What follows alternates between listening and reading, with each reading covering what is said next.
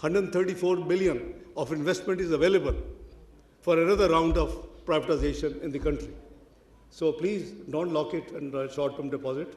Hopefully, things will be coming up. The second, I would say that reducing the circular debt. We are enforcing payment discipline, strengthening regulators, and building a financially sustainable energy sector. The goal is to ensure that energy supports economic growth instead of constraining it. Number three, right-sizing and reforming the government. We are eliminating inefficiencies, cutting waste, and reorienting public spending towards productivity and service delivery. These reforms, together with digital governance initiatives, ensure government resources are used effectively for the benefit of the people. I think the earlier panel ended up with one of the panelists saying the last word was expenditure, management, or reduction. But unfortunately, I would say unfortunately, we can have a long debate. Unfortunately, only one indicator would tell you when the policy rate went up, which was the lowest 5.25 in 2017, to 22%, you don't need rocket science. The 2000 debt servicing shot up to 10,000 billion, virtually 10,000 billion within no time, almost 5 times. So you had a very bad. We saw the graphs which Dhaka Saab showed every 10 years, decades. So the things we can analyze, we can sit and analyze where things went wrong. Obviously, these reforms, as I said, complement the macroeconomic stability that Pakistanis demand and deserve. I would say a few words. Those who sometimes spread hopeless attitude, I always encourage my friends of the business community, particularly the last interaction I had was as finance minister in 2023 budget. And I won't name them. They would come, business leaders of Pakistan.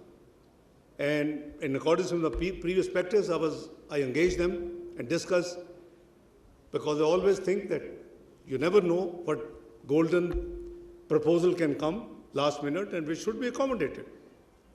But I think majority of them, when invited and obviously not together but separate for federation, key chambers, etc., they would show great discontentment and disappointment, and they would say they are thinking to sell off the business. I'm talking May 2023, April and May 2023, not too far long.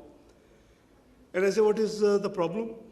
I said, well, obviously, businesses were down and growth was almost nil there. Costs had gone up, 22%, the policy rate. Who can afford a business? It's better to put, I'm sure, money in the treasury bills and have 22%. Which business will give you net of tax 22%? I'm sure very few. Maybe 𝗟𝗶 has some secrets, making more than 40-50% per annum. But general return, I'm talking about average. But I always tell them that Pakistan has great potential, and I believe this thing. There is no other country in 2012-13 which was declared macroeconomic unstable country. This is Pakistan. Please recall your memories. Where were you? High inflation, high policy rate, low growth, and predicted to be defaulting within 6 to 8 months, no matter which political party would win the election. What happened? Dr. Khaqan mentioned it was the first time, and Yunus Dhaka was part of the team. He was heading power sector. The first time Pakistan completed the country, which was known to be 2 or 3 times country and runs away after taking upfront money, the first time it delivered the whole structural program of 12 successful, the reviews. And where did we reach in 2017? We are not talking about any other country, we are talking Pakistan.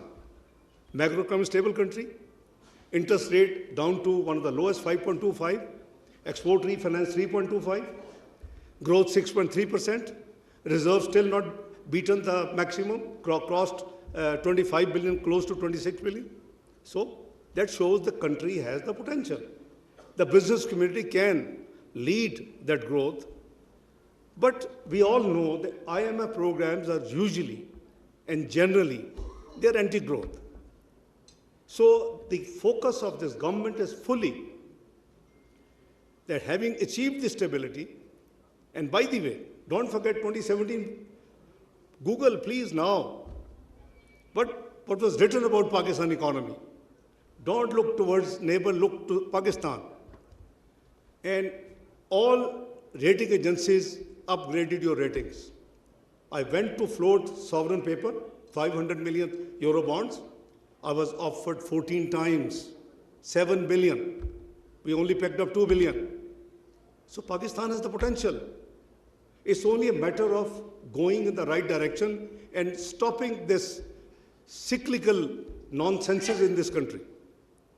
And I was the one who, as the finance minister, kept repeating every year, 2013, 2014, 2015, and Dr. Khaqan was part of, again, the economic team in the Ministry of Finance. And we used to give 3 years medium-term macroeconomic framework. 2013 में 2013-16 का दिया, 14-17 का दिया, and kept begging for a chart of economy. But we only care for politics. Nobody paid any heed, and then you were predicted by 2017, you reached 24th global largest economy. You were only 4 notches away from entering the premium economic club of the world, G20. That's what you deserve. You're already nuclear power. God has blessed you with missile power. And the only thing lacking is the full economic flotation and independence. Can Pakistan have it? Of course, indeed. This is my belief, my faith. I would not be joining the government and serving now if I didn't have that belief. We are only 4 notches away. What happened to the same country?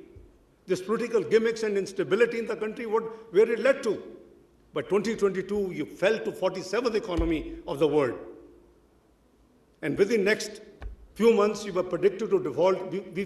I was asked September 2022, 4th time to take up. Every time there's a mess, economic mess, then I'm called upon to come and rescue. And what was being asked at that time? They were giving dates. Again, see the Googles. They were giving dates. Pakistan will default that day. Pakistan will default with that day. Last one's in May 2023. Fitch gave a date that they will default by 30th of June 2023, the max. And I kept saying as Finance Minister of Pakistan, IMF or no IMF, Pakistan will not default. And I meant it. And I worked for that with the team. And alhamdulillah, Pakistan didn't default.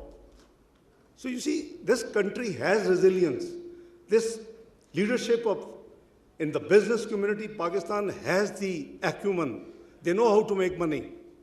They know how to take the economic cycle forward. So we are the enablers. And rightly said by one of the panelists, that government must exit from the business. This is the key priority of this government. After PIA, we would be unbundling and unwinding many other areas. I try to do with as much speed as I can as chairman of the Cabinet Committee on Privatization. So our focus is that discos, all these loss-making entries must be get rid of, must be privatized. You see the history, whichever institution you privatize in the last 2-3 decades, you made many times more in terms of collecting taxes in future by their increase in profitability. So be large-hearted. So this government, as I said, has a very clear roadmap, and this is the resolve that Pakistan, frankly, I believe that we have returned to current account surplus, as Dhaka Sahab just indicated. It's how much? Just less than 2 years. You have worked hard, you contributed, you implemented the structural reforms, where you back again. Your current account deficit is turned into surplus. Your revenue, tax to GDP has increased by 2%. Your inflation has come down to 5.6%, CPI. Pakistan Stock Exchange has made a new, new mark and a new record. It also made in 2017, 16-17, if you recall. At that time, its market capitalization went to $100 billion at that time. So, दूसरी जो problem होती थी, जो मेरे पास साथी business के आते थे, they used to say, साथ पकड़ के, but we are, अभी by the way, one of the slide was debt. So Pakistan debt trap. Okay, for a moment I take it that Pakistan is in deep debt business. But have you ever thought, what is our debt to GDP? What are other and compare with other countries? When I left, it was 63%. I triggered in 1999 this Fiscal Responsibility and Debt Limitation Act. It was not imposed by IMF or any other foreign country. It is self-imposed, 60%. When I came back in 2022, it was 73%. It has now gone again under 70%. But what US has, 109% debt to GDP. What UK has after COVID, 100% debt to GDP. What Japan has, 257% debt to GDP. So is debt to GDP, high debt to GDP is a constraint? No. What is the solution? Solution is here. You need to reach to a macroeconomic position where when you need to fill your external account difference and gap, you can float your sovereign paper, and the world community should be able to buy that paper, should be willing to buy that paper. And that, this is all facts. And they are available. I'm not talking of just tale stories. 2022-23, your paper was quoted in international markets at that time, sovereign paper at 44%, even it went down as low as 34%. But when we honored our commitments, it shot up to 80% within a year of the PDM government. Now it is always trading above 100%. Why? Because now that confidence is becoming back. So this country has the potential, and frankly speaking, I used to ask my friends, many of them already have the information, ये जो budget की process is 20, do you know what is the number, by the way, debt and liabilities? So 130 billion US dollars. 130 billion US dollars, including public debt and liabilities. ये इसको classify इस तरह करते हैं कि liabilities वो हैं जो कि institutions ने borrow किया हुआ है foreign exchange में, या कुछ चीज़ें deferred payment में खरीदी हुई हैं इस तरह. But obviously the state has to provide, the central bank to provide the foreign exchange, but they will pay the rupees. So one is public debt, which is close to 100 billion. The 30 billion are roughly the liabilities. Have you ever thought that what Allah has blessed this country with? The mineral resources, the hydrocarbons, the stones, the most conservative estimate is $6 to $8 trillion. All we need to. आपको आगाह करते हैं, world liberty financial ने वजारत ख़जाना के साथ मफाहमती यादाश्त पर दस्तखत किए हैं। दस्तखत की तकरीब में वज़ीर आज़म शहबाज शरीफ और फील्ड मार्शल सईद आसिम मुनीर भी मौजूद थे। मफाहमती यादाश्त पर पाकिस्तान की जानिब से वज़ीर ख़जाना मोहम्मद औरंगज़ेब ने दस्तखत किए। मफाहमती यादाश्त का मकसद डिजिटल फाइनेंस में जिद्दत के इम्कानात का जायज़ा लेना है। आपको आगाह कर रहे हैं कि वर्ल्ड लिबर्टी फाइनेंशियल ने वजारत ख़जाना के साथ मफाहमती यादाश्त पर दस्तखत किए हैं। दस्तखत की तकरीब में वज़ीर आज़म शहबाज शरीफ और फील्ड मार्शल आसिम मुनीर भी मौजूद थे।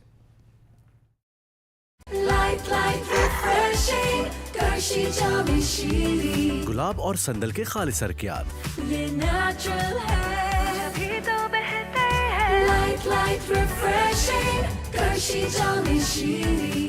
चाय चाहिए कौन सी जनाब, लिफ्टन ही तो है, लिफ्टन पीजिए। अब 200 रुपए की बचत के साथ